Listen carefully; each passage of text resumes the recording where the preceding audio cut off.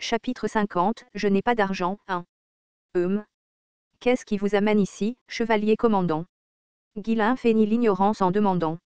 Il avait déjà confirmé que la liste des cadeaux qu'il avait reçus ce matin-là incluait un de Rendalf. Voyant que Rendalf ne pouvait pas attendre une réponse et était venu en personne, il était clairement anxieux et désespéré. Rendalf déglutit nerveusement en regardant Guilain, qui agissait nonchalamment. Après l'avoir vu hier, j'ai réalisé qu'il était un bâtard complètement sans pitié. Comment a-t-il pu prévoir de manger tout ça tout seul? Quel type avide? Malgré ses insultes à Guilain dans son cœur, Rendalf a gardé son sourire éclatant. Après avoir été témoin de l'apparence digne du jeune seigneur hier, je suis convaincu que l'avenir de notre domaine est brillant. Cependant, jeune seigneur, pensez-vous que le domaine peut vraiment prospérer si vous vous concentrez uniquement sur votre propre succès? Guilain inclina la tête aux paroles de Rendalf et répondit. Mon propre succès. Je me souviens très bien avoir dit que je soutiendrais le domaine à la place de Répoldé. Rendalf secoua la tête. Non, ce n'est pas le problème. Certaines choses ne peuvent pas être résolues uniquement par des fonds. En particulier, les chevaliers. La vérité était qu'être le chevalier commandeur du domaine de Ferdium n'était pas une position qui en valait la peine. Il devait constamment se battre dans le nord et la paix était épouvantable. Naturellement, il y avait toujours une pénurie de chevaliers. Pour empirer les choses, il y avait eu récemment quelques trahisons. En fait, lorsque Jamal et Philippe les ont trahis, Rendalf était furieux, mais il les comprenait aussi le mieux. Honnêtement, qui voudrait servir comme chevalier ici? Les chevaliers étaient des atouts précieux. Sans talent, on ne pouvait pas devenir chevalier, même avec du talent, il nécessitait des années d'entraînement. D'autres domaines offraient des salaires élevés, et les propriétaires fonciers possédant de vastes territoires accordaient même de petits fiefs à leurs chevaliers, leur permettant de collecter des impôts. Il ne restait que deux types de chevaliers à Ferdium, ceux qui étaient encore loyaux et ceux qui étaient devenus légèrement fous et voulaient juste combattre les barbares du Nord. Mais même la loyauté disparaissait face à la famine, c'était la nature humaine. Rendalf prit une expression triste et parla. Pour maintenir l'ordre des chevaliers, nous aurons besoin d'un peu de sincérité de la part du jeune seigneur. Quelque chose comme un dos. Ou peut-être un fonds de développement. En bref, il ne demandait pas d'impôts ou de subventions mais des fonds personnels pour soutenir les chevaliers.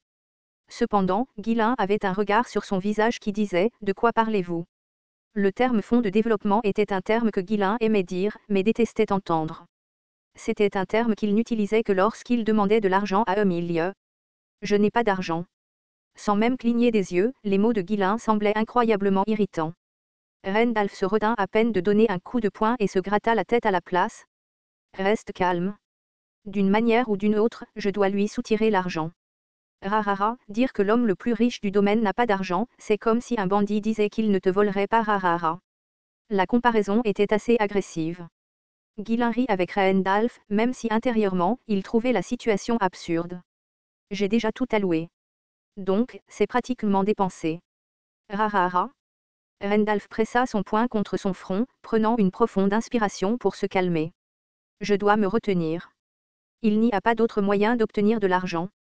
Chaque fois qu'il allait voir Albert, tout ce qu'il entendait, c'était qu'il n'y avait pas d'argent, et peu importe à quel point Rendalf essayait de le persuader, c'était en vain. Même lorsque des fonds étaient disponibles, ils étaient toujours dépensés ailleurs en premier, laissant l'ordre des chevaliers dans un mauvais état. Il ne pouvait rien faire pour changer la situation. Même si Guilain prenait le relais de Répoldé en tant que soutien, ce serait la même chose. Les fonds ne feraient que remplacer ceux qu'il recevait déjà, et il n'y avait aucune chance que l'ordre des chevaliers mendiants obtienne un budget supplémentaire.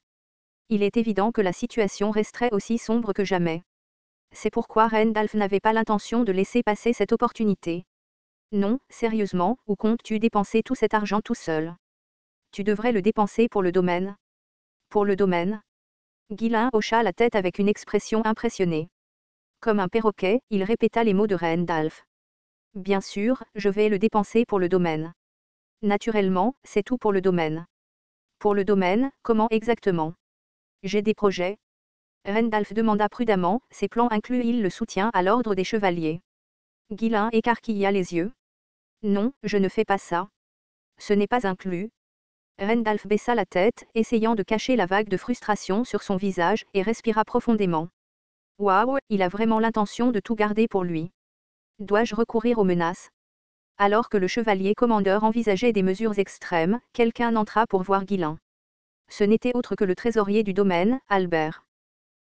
Il semble que quelqu'un d'autre soit ici avant moi. Jeune seigneur, vous sentez-vous bien? Il était clair pourquoi Albert était venu, même sans demander. Randalph, sur ses gardes, intervint rapidement pour le bloquer. Frère? Non, je veux dire, trésorier, qu'est-ce qui vous amène ici? Vous n'avez pas de travail à faire? J'étais déjà en train de parler avec le jeune seigneur, alors revenez plus tard.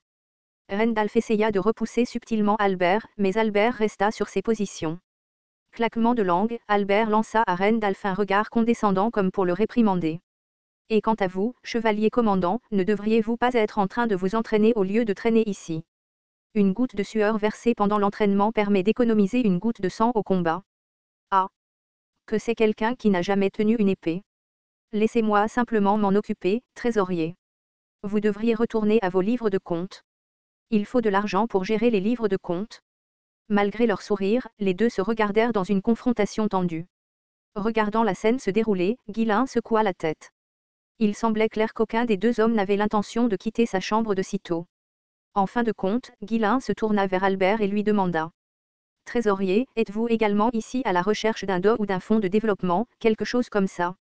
À la question directe, Albert s'éclaircit la gorge, un peu gêné. Le jeune seigneur est assez malin. Il n'est pas étonnant que quelqu'un d'aussi brillant que vous ait pu récupérer la pierre runique. Vraiment, vous êtes destiné à la grandeur. Albert fit de son mieux pour flatter Ghislain, mais son effort fut plus efficace que celui de Randalph. Qu'Albert sache que Ghislain riait intérieurement ou non, il regarda Ghislain avec de l'admiration dans les yeux. J'apprécie votre offre de soutenir le domaine à la place de Répoldé, mais nous avons besoin d'une petite somme forfaitaire pour gérer un problème urgent en ce moment. Ghislain hocha la tête. Si le trésorier dit que c'est urgent, il doit s'agir d'un problème de dette. Exactement. Je crois que le remboursement de la dette est la question la plus urgente.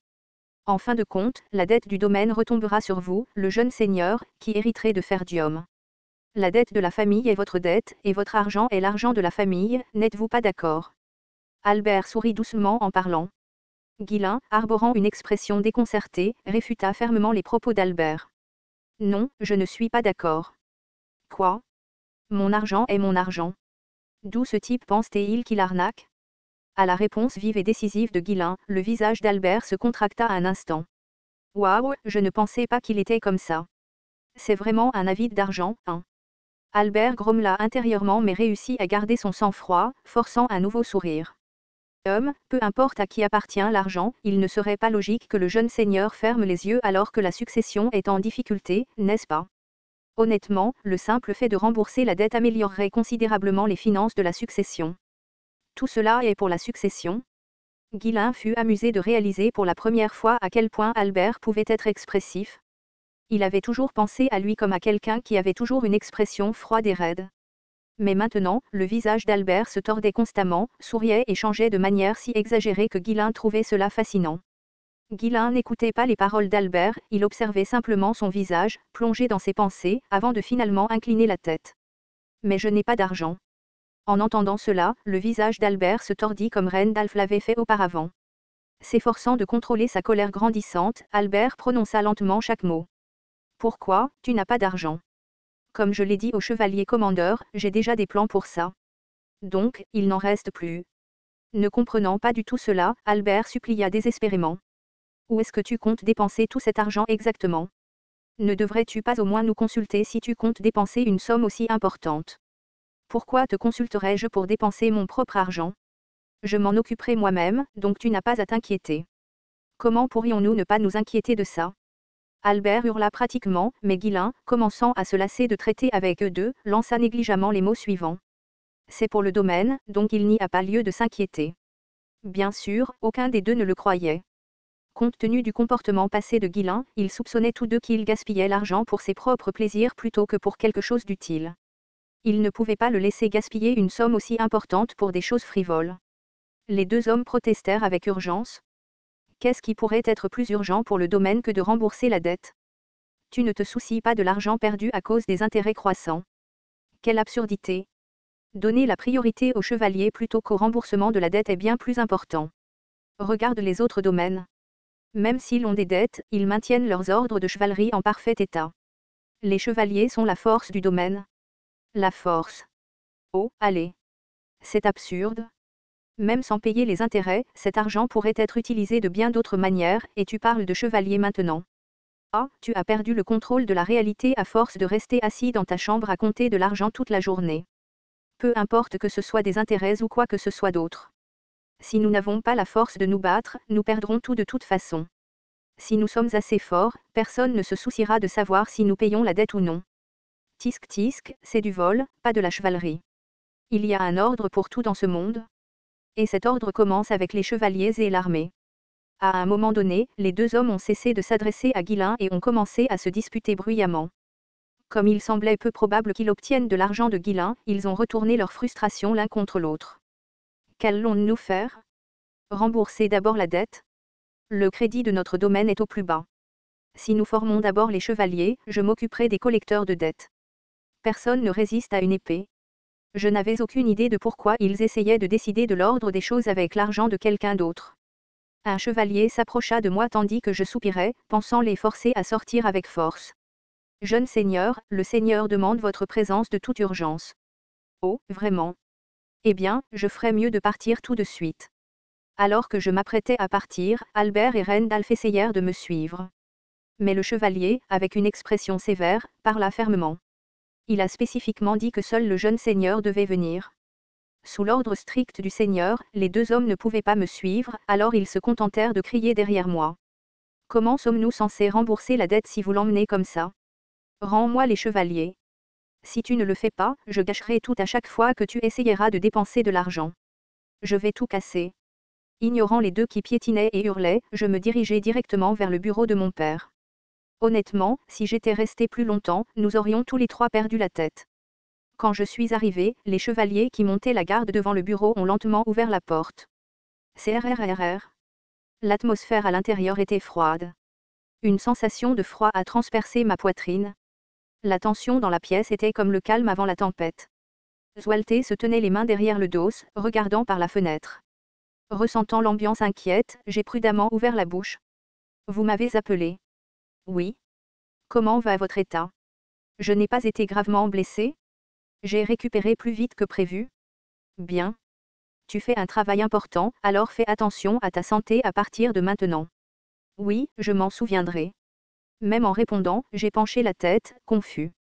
Il y avait eu de nombreuses fois dans le passé où j'avais eu des accidents plus graves et où j'avais été blessé plus sérieusement. Mais mon père n'avait jamais montré autant d'inquiétude auparavant.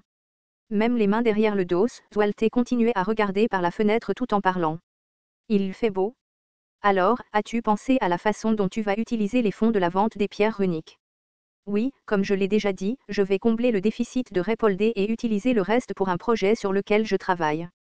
Après une brève pause, Zwalte reprit la parole. Très bien. Je suis sûr que tu t'en sortiras bien. J'espère que quelle que soit ta décision, tu l'utiliseras au profit de la succession. Oui.